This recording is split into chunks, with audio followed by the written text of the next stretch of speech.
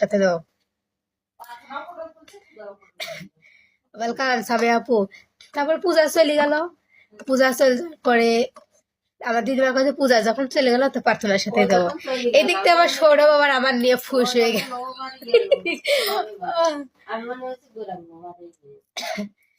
মানে সবার একটা আইডিয়া যে আমি যদি কারোর সাথে যাই তাহলে যাবো গৌরাঙ্গের সাথে, কিন্তু আমি তো ওর সাথে যাবো না, ওর সাথে গেলে আমার মারামারি 3 বেলা হবে। ও আসে, ওর এখনো সে অভ্যাস যায়নি, ও এখন এসে গায়ে ঠুকা দিবি, এই করবি ওই করবি, এখনো ওর ওই অভ্যাস যায়নি। হ্যাঁ, পুলিশের উপরে না, আর্মি পুলিশের উপরে না।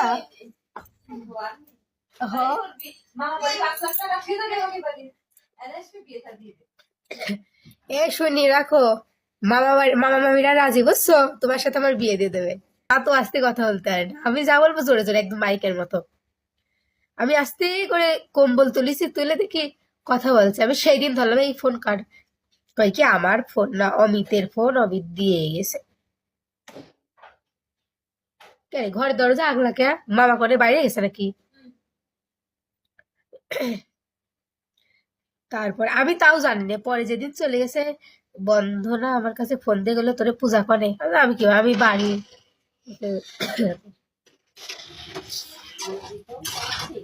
ও কায়ো কায়ো রে, দেরি আছে ঘুমানো। তোর বিয়ের দিন তারিখ ঠিক করছি, দাঁড়া। তোর বউ 6 লাখ টাকা চাইছে, বুঝছিস বুঝছিস।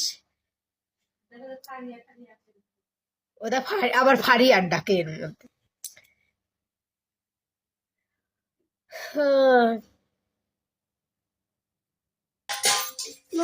হাত কাটছে আজকে আবার। এ না, আমি আর খাবো না। ইস, ও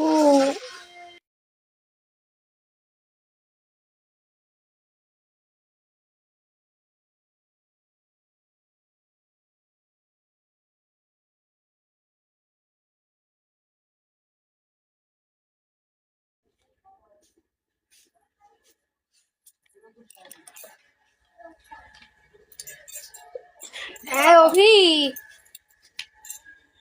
একজন কি ভালো থাকেন, মানে এদের হচ্ছে কমেন্টে রিপ্লাই না দিলেই ভালো থাকেন।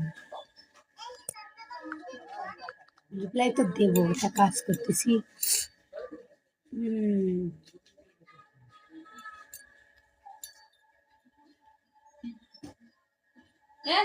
ও বাবা, তাই নাকি?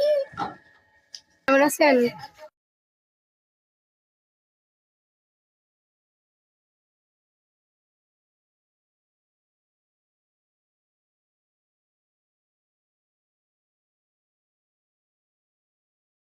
ওয়েলকাম কি তারা, ওয়েলকাম।